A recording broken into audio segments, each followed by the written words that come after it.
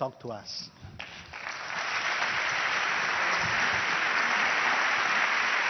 Thank you.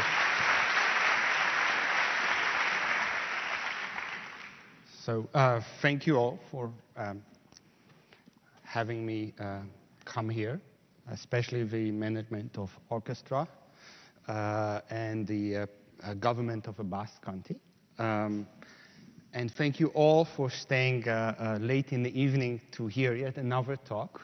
I truly admire your persistence, and I promise to try to talk with big hands movement to keep you all awake.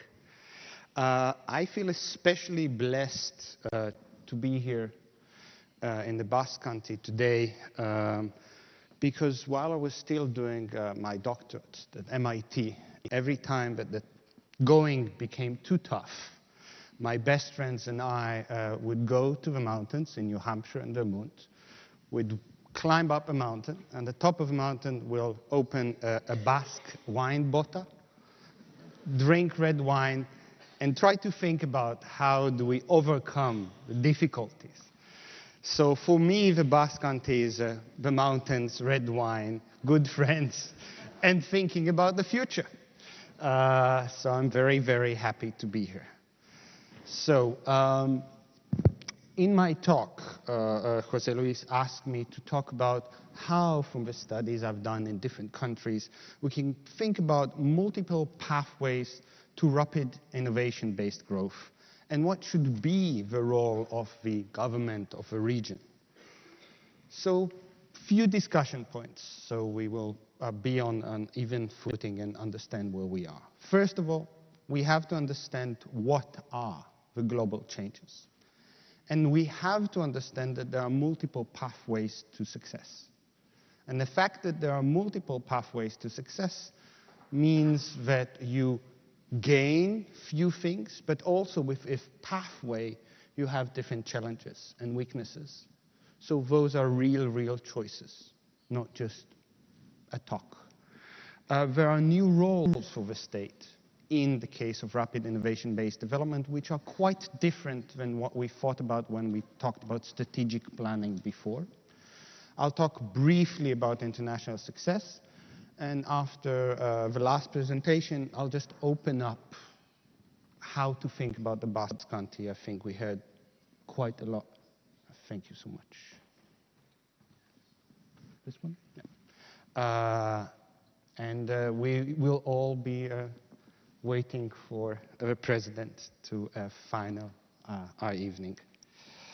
So first of all, a specific set of capabilities were developed by different regions, if you look from the 80s and the 90s, to succeed in a very particular window of opportunity.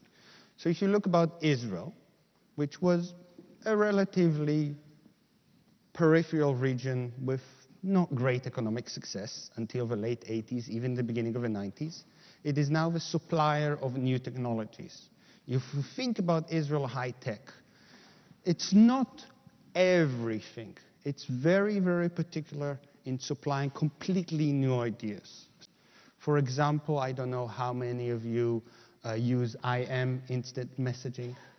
The first, or one of the first companies to even develop this idea came from Israel, ICQ. How many of you probably use the internet and have a firewall? A firewall also came out of Israel, but you probably don't know many Israeli companies because they supply those high-level technologies and products to be sold by other companies many of the times. Finland, which was interesting mainly for people who like good children book region in the north of Europe, have become one of the world's great successes in ICT, but very concentrated on the niche of mobile telephony. Taiwan, many of you probably own smartphones, laptops, and all the rest, which have names from American companies, maybe Japanese companies or European companies. Most of them were not only produced by Taiwanese companies, they were designed by Taiwanese companies.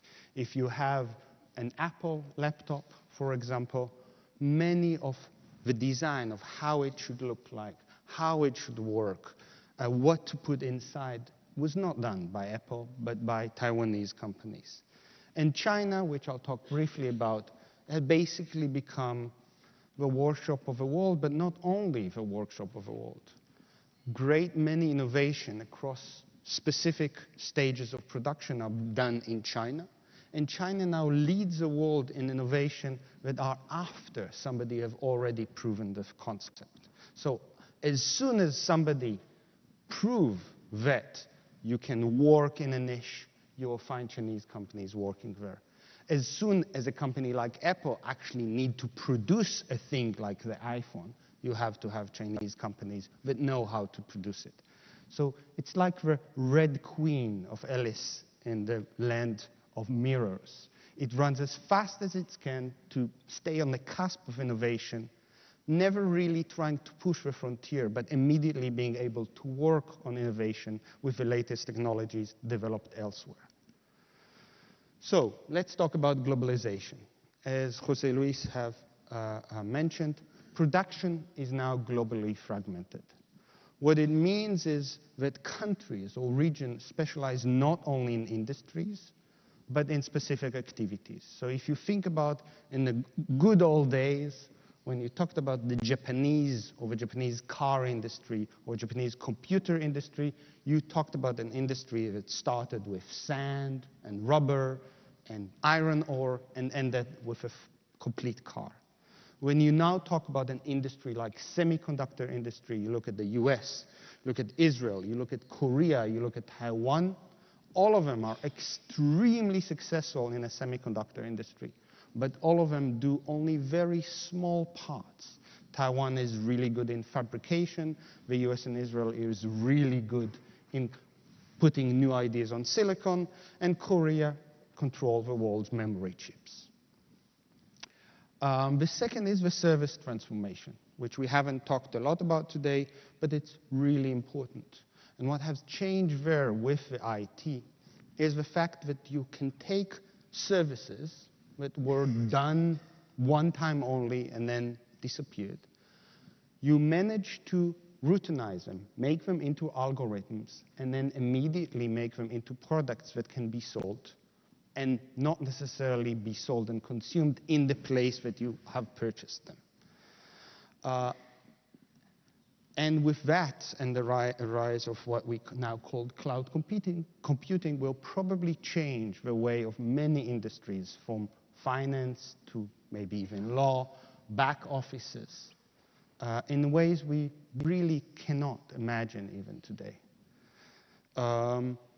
So now to the question of rapid innovation-based growth and why does it call for a different logic of policy. If in the past you were a region, especially a less developed region, and you wanted to develop, you were Korea or Japan, you said, okay, here's a set of industries, set of products. Let's use the car industry again. We know exactly how they work. We know what are the technologies. We're going to, building on that, to develop a strategy to open those markets, which we know what they are, we know what the products, and we know how to play with it. When you talk about technology, and innovation, the one thing you don't know is what it's going to be. If you would know what is innovation, what the new technologies and products are going to be in 5 or 10 years from now, I highly recommend that you leave your current day job and go and become a billionaire. So from a point of view, a strategy of a state of a region, you have to create agents that will create things that you have no clue what they're going to be, which is very different than saying, I'm going to develop an industry which we know what the products are, we know what the companies, we know what are the markets, we know how to sell those products, and we're going to compete in world markets. So what is the role of a state in developing those industries? First, in many cases, the state have to assist in the creation of those capabilities and in reconfigurate them if you have an old industrial region. Second, you have to stimulate the idea that agents, mainly companies and individuals, will somehow start using those new capabilities which we don't really know how to use, and they're already set in their ways that usually give them enough salary and lifestyle will just start somehow to innovate is interesting, but many of the times you need to stimulate those agents to start working in different ways. And in some cases, such as the case of Taiwan, for example, the country, the government, the region actually steps in and create those agents in order to then diffuse them throughout the industry. There's two things that state must actively engage. One, in the case of innovation, which we constantly talk about, and R&D, as we know, the two things about new innovation and R&D, it's extremely risky. And once you invent something, you can never recoup all the property rights, all the profits. Therefore, by definition, if the public agencies don't do nothing, we should expect companies and private entrepreneurs to actually invest less than what is a social optimum. And what many governments now, probably almost all governments do, is try to step in and fix this market failure, stimulate more innovation and more R&D. And the second, which I think, as José Luis have just talked about, is extremely important, is the local and global. Nowadays, we sort of think we are in a global world.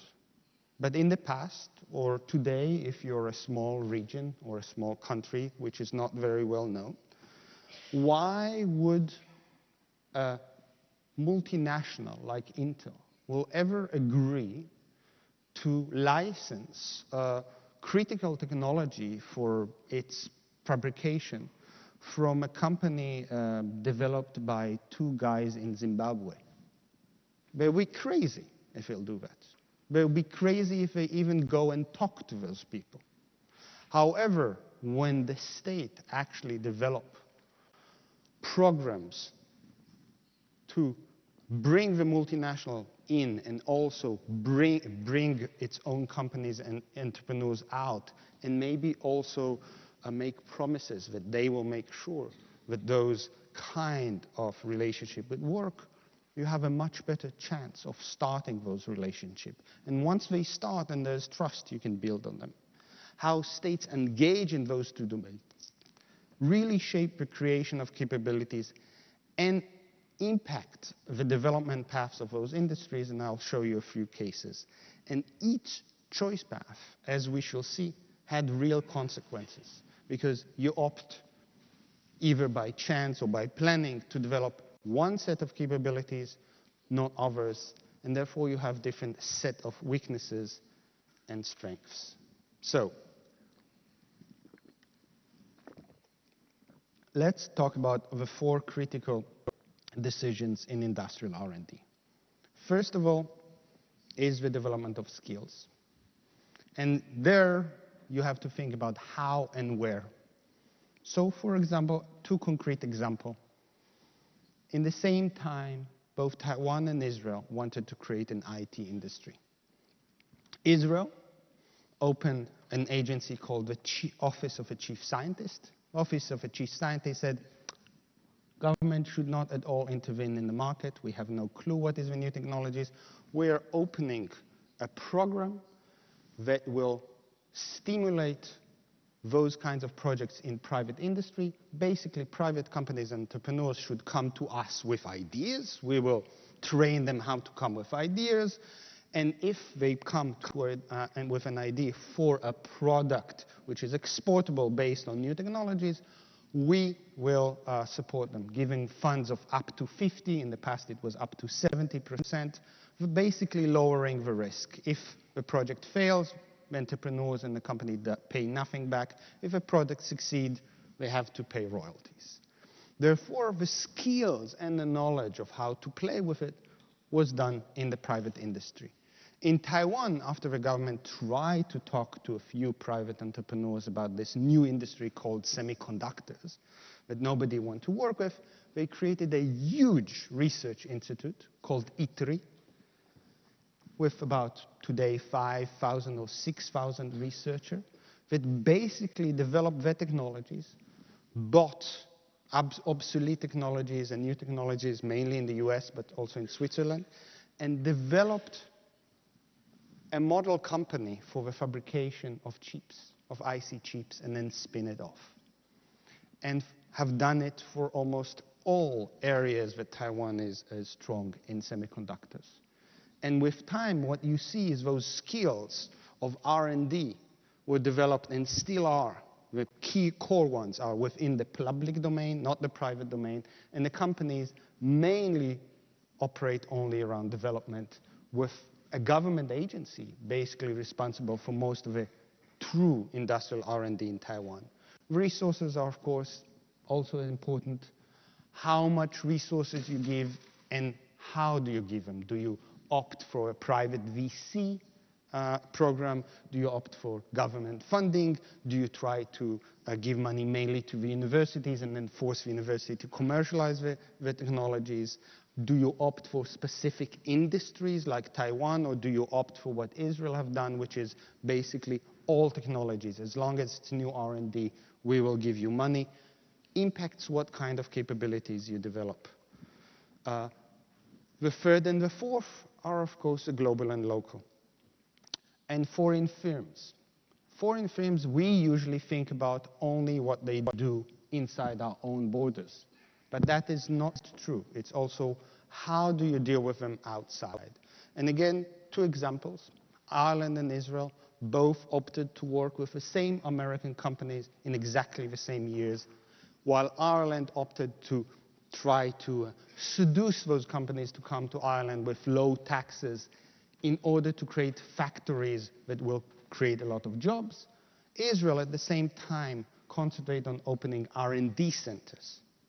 With time, those companies, for example, Intel, created huge facilities in both those countries. But what they actually sourced locally and the skills that they gave those two countries are completely different. In one, it was high-level R&D and then moved to some fabrication. In the other, it started with box assembly. It moves up, but still. So the relationship with local companies are different. The kind of people graduated those companies, which are great, big employers in both countries, demand from the universities are very different. Secondly, is how you do it outside your borders.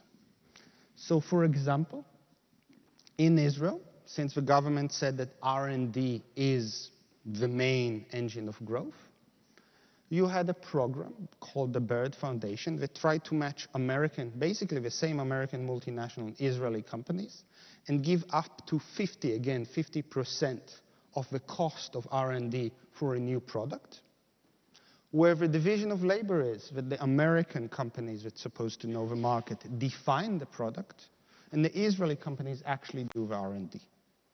With time, what this created is a division of labor between Israeli companies and the global markets.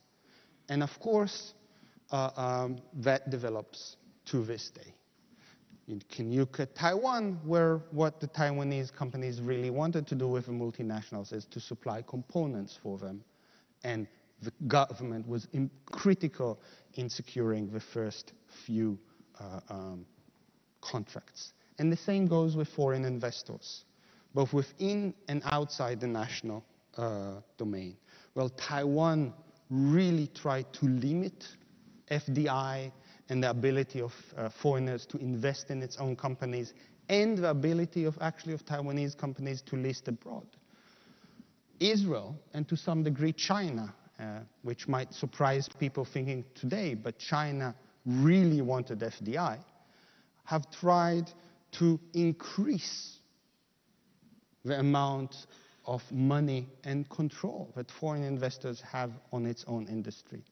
The first successful policy to create VC in Israel, called Yozma, basically demanded that you have an expert foreign fund as part of your fund if you are to get any money from the Israeli government. Also the same way with going abroad and listed. In Israel, it's basically considered a success if you listed on the London Stock Exchange or Nasdaq. If you listed on a local stock exchange, you're basically considered half a failure. And that is truly important if you think about what kind of companies you develop, what kind of relationship you created with a world financial markets, which are at least as important as the world's product markets. So, why should we look at international success as we think about what to do with Basque country? First of all, why look at small regions? As we all know, they have a need to adapt. Small regions depend on what happens in the global world, and therefore they feel a pressure to adapt, and they will be the first to adapt, and we can use them as a laboratory for successful approaches. Israel, Taiwan, and Finland, which I'll talk about today, have a diverse and unique successful strategies, and each leads to new challenges. This is a never-ending game, unfortunately, for small regions. So Finland,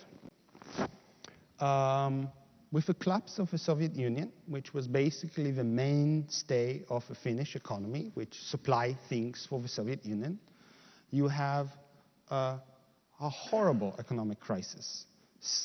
Output down by 15%, unemployment is 70%.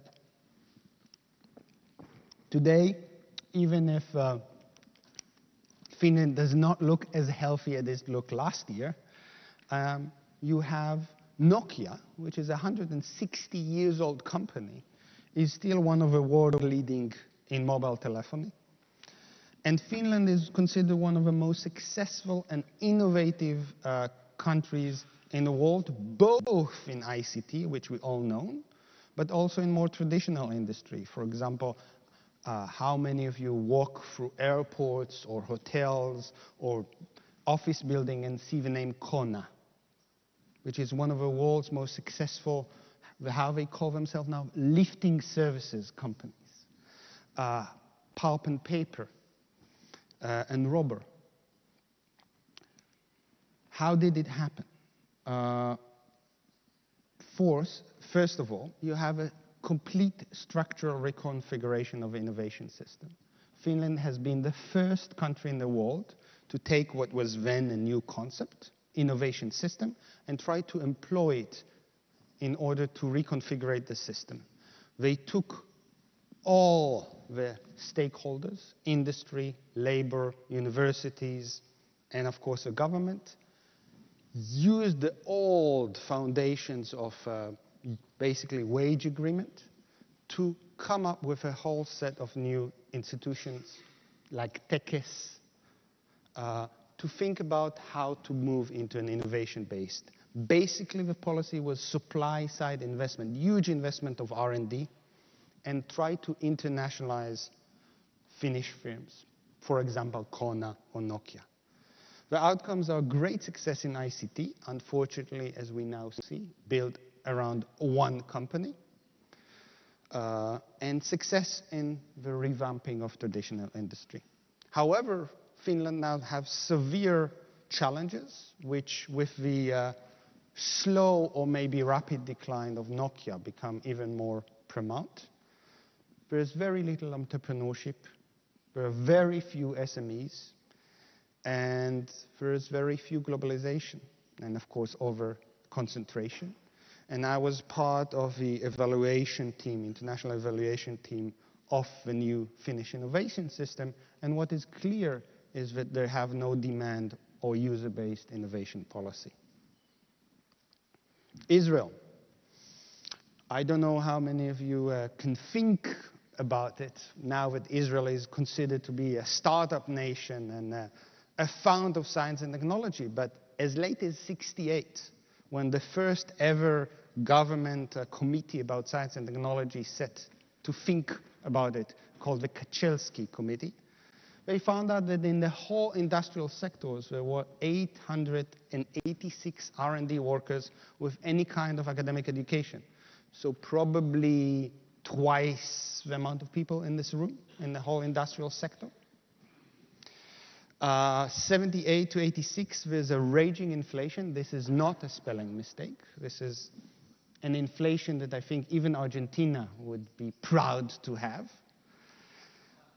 And the recovery is quite amazing. You have the largest number of ICT firms on Nasdaq.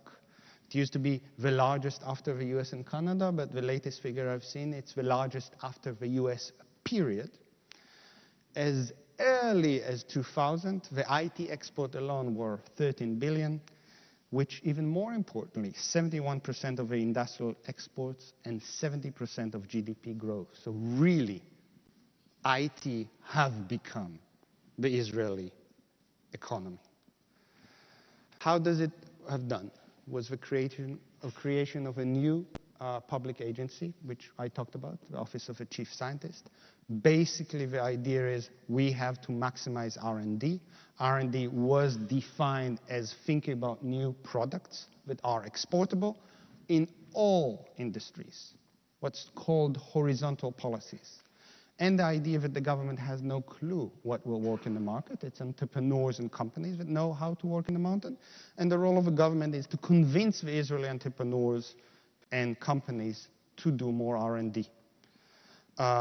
Also global local, we already talked about the very interesting division of labor, where we don't really care as the government of Israel whether it is owned by Intel or a foreign investor, as long as the R&D is in Israel.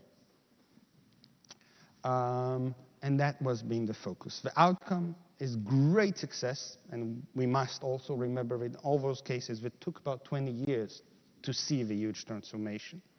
As a supplier of new technologies or products, you have success in both software and hardware. The challenge is that with the financial markets and the customers and all the rest, the industry is really migrating to the US. When most of your VC come from the US, when you're supposed to list on Nasdaq, when you're supposed to mainly sell in the US, many of the most successful Israeli companies look like an American multinational with a huge R&D center in Israel. Second is a building of sustainable success. It seems that Israel is really good in the industry of creating companies and selling them, but not in having a sustainable success.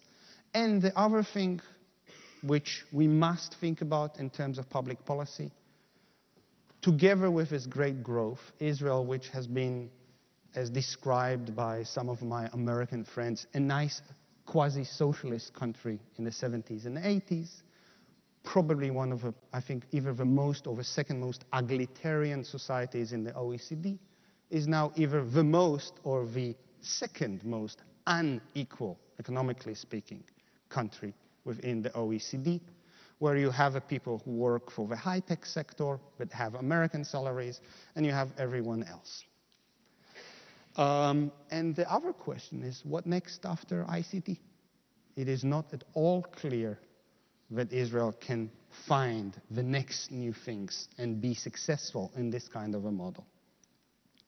Taiwan, you have a stagnation of traditional industries and basically the utter refusal of private industry to invest in this new industry called semiconductors. And this denial, basically, complete refusal to even invest money, is surprising because it persisted even after the first really successful company called UMC was spun out of ITRI.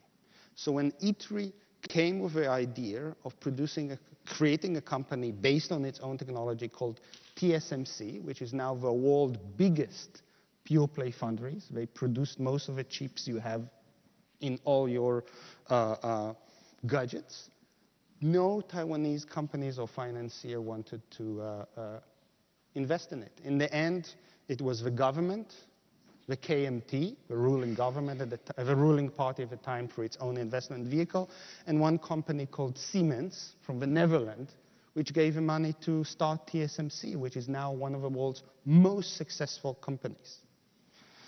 The recoveries, but by 2002 and since then, basically the revenues of the Chinese semiconductor industry are huge, and it's the second largest in the world. It also controls, to some degree or other, between 50 or 60% of all the Chinese industry. How it was built. It was built basically by the state becoming the R&D agent. You created those two huge research institutes. One of them, E3, by the way, is really successful. The other, called Triple I, it was supposed to help the software industry, a complete failure. I don't know how many of you heard about the Taiwanese software industry or software company. Probably none of you, and probably for a good reason. It doesn't exist. So it's not, and we have to remember, it's not every time that even the same vehicle within the same country can work. And what is most important is to recognize when it doesn't work and to kill it, not to continue with going the same way with having no success.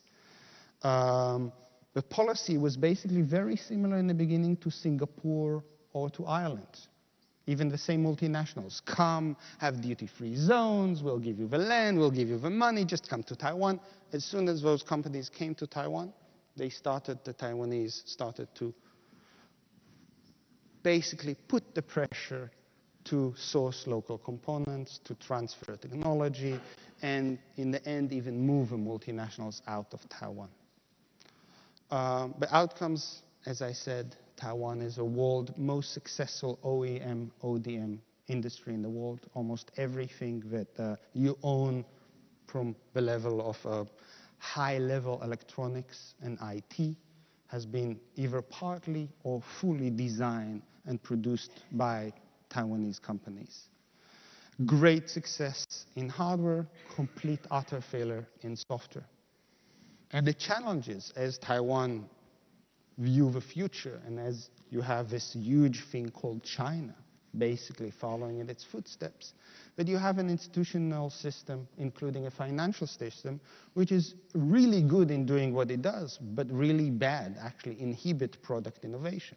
And I interviewed Taiwanese entrepreneurs, one after another. The same entrepreneur had a novel product company, very successful one in Silicon Valley. When they moved to Taiwan, they did OEM, ODM, or second generation innovation. And I asked them why, and they said, well, this is what you can do very successfully in Taiwan. This is the financial you can do in Taiwan. This is the opportunity structure in Taiwan. If I want to do novel product innovation, I would have stayed in Silicon Valley. I wanted to go back to Taiwan. I don't care to do novel product innovation. And the same goes with the VCs. I talked to the VCs and they said, the same team of Taiwanese, if it would have stayed in Silicon Valley, we would have given them VC to do novel product innovation. They moved to Taiwan, we'll give them money only for a very different business model.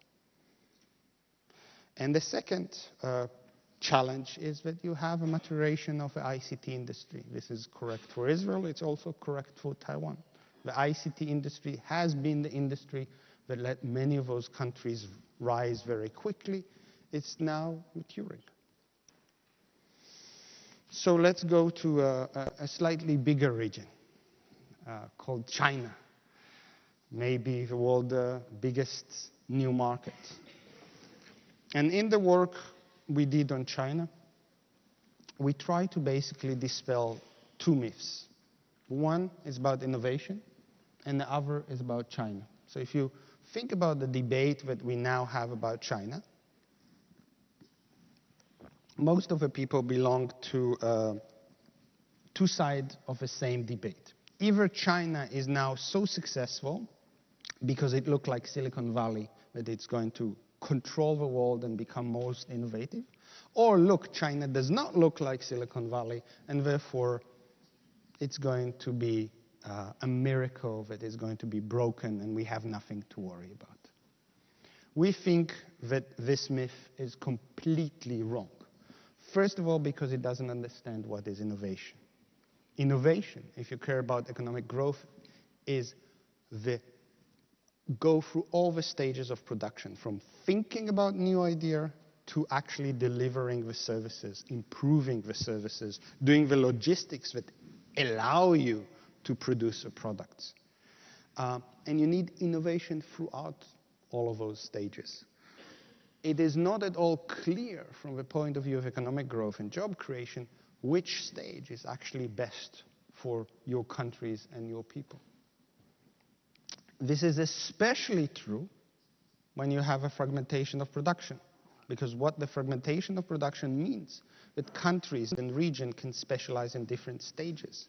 Therefore, in the past, if you thought that you have to master, and as quickly as possible, novel product innovation in order to have sustained growth, now if you truly master and have critical hold on different stages of production, you are in a position of power for sustained economic growth, at least as much as the novel product innovation.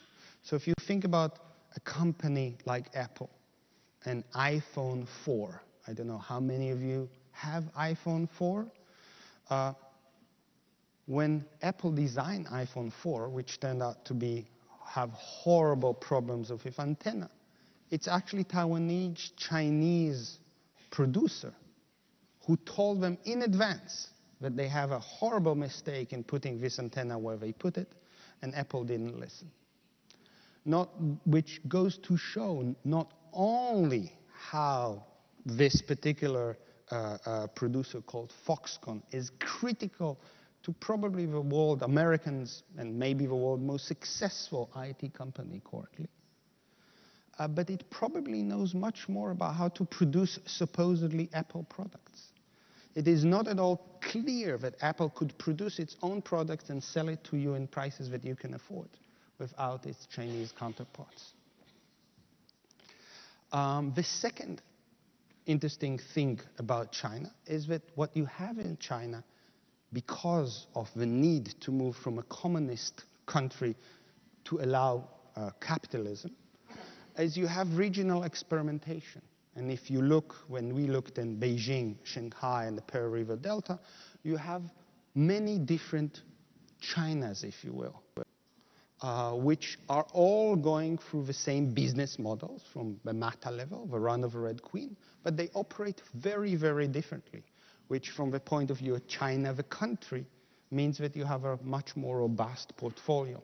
If the Shanghainese way or Shanghai dwindle, the capabilities you have in the Pearl River Delta or Beijing might prove much more successful as China as a whole can grow. And this all happened because what we call the political economy of structured uncertainty, where you really are working in an environment when many of the things we take for granted, what is a legitimate action, what are property rights, what will happen in the future, how do you even invest, are all uncertain, and there are many ways that you can choose to operate in, and it's not clear which one is correct or not. And all this structured uncertainty meant is basically that if there is one domain where Chinese companies really are careful about, is anything that has to do with high risk and long term, which is exactly the definition of novel product R&D. So, if we talk about China and we try to think about the global system, what China should teach us, that the current fetishism of novelty, if you read what Obama or hear what Obama says about what should happen in America, or you even read the Lisbon agenda in the EU, somehow people forgot that innovation is all that rainbow of activities from inventing something to actually producing some service or product that somebody is willing to buy. And if you concentrate only on novel product innovation, it might be true depending on what you have, but it might also mean that you have a misplaced policy if your aim is to have increasing a sustained economic growth. I'm not sure who of the two countries, the US and China, for example, enjoy more of the investment that the US has done in its best university and in its best technologies. The run of a Red Queen, our puzzle was to explain both the huge variance between those regions and why do they all have the same game plan. And we argue that once you understand those things, you have to also understand and change our perception about what is innovation in China, how it works, and what does it mean for us. The fact that China does not look like Silicon Valley does not mean that China is not successful, nor does it mean that China should look like Silicon Valley. And the other thing we, especially in small, wealthy regions, should think about, changes in the global production of goods and services allowed the rise of China. But as China grows, with its huge capabilities, huge markets, and all the rest, it also changed, as we all know, the global system of trade and industry. And it also created the first true interdependencies. If in the past economics talked about interdependencies because of trade, so if we stop trade, we all become poor. Now we talk about true interdependencies. You will have no laptops if you stop trade with China or Taiwan. If a world trade system breaks up now, it's not that we don't be able to buy German cars. We won't have a component to even have a car. From the point of view of economists, which is sort of a common wisdom, this is wonderful. All of us will grow together, sing Kumbaya, and we'll all be wealthy and happy. From a political point of view, a political logic, this is actually an awesome and horrible vulnerability. Because it does mean that if your partner changes the rules on you, you might end up not being able to have your own products or critical system. And you see this over-escalation of what might have been minor threats constantly all the time, between the US and China, between China and Japan, between China and its neighbors. So the question whether this true interdependency creates a more robust world or a more fragile world probably depends on our leaders, and I'm not sure what to say about the current quality of global leadership. And the last thing is, if you analyze China, probably China's worst threat is not the US, it's not the EU, it's not South Korea or Japan, it's its own central government, which has very specific views about how it wants China to look like, and it bought whole stock and barrel into the idea that China needs to be a knowledge economy, and try to foist it on Chinese companies that A, don't really want or know how to do it, the system is wrong, and you rock the boat with people that otherwise would be very happy to make you richer and really give you critical importance on their own life. And the last debacle with Japan about rare earth, which are critical into the creation of alternative energy, shows it. So I would say that the main risk to China's long-term economic well-being is truly China. But if they do it, our life wouldn't be that happy as well. So what can we learn and what can we think about in the Basque Country as we think about innovation strategy for a global, more digital world, more complex world? First of all, we need to analyze the challenges and understand which one of them gives us opportunities and which one are truly adversary. We also have to analyze what capabilities are already here, what strengths they give us, what are the weaknesses, and how can we reconfigure them, maybe create new capabilities, maybe strengthen ones we already have, maybe reconfigure ones that we have in one industry in order so they will help in others. And the most important thing is to actually make choices.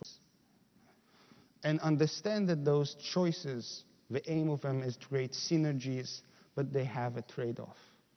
They mean that we try one thing. We develop a set of capabilities, a sector of the economy, probably relating to people that have a very specific set of skills, but not necessarily others.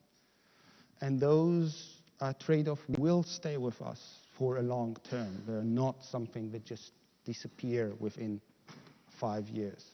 So as we make our choices, we have to understand what do they mean for our society in the future. And with that, I want to thank you so much for your time, and your ability to stay awake in an evening, a lovely evening. And I hope to see you again soon.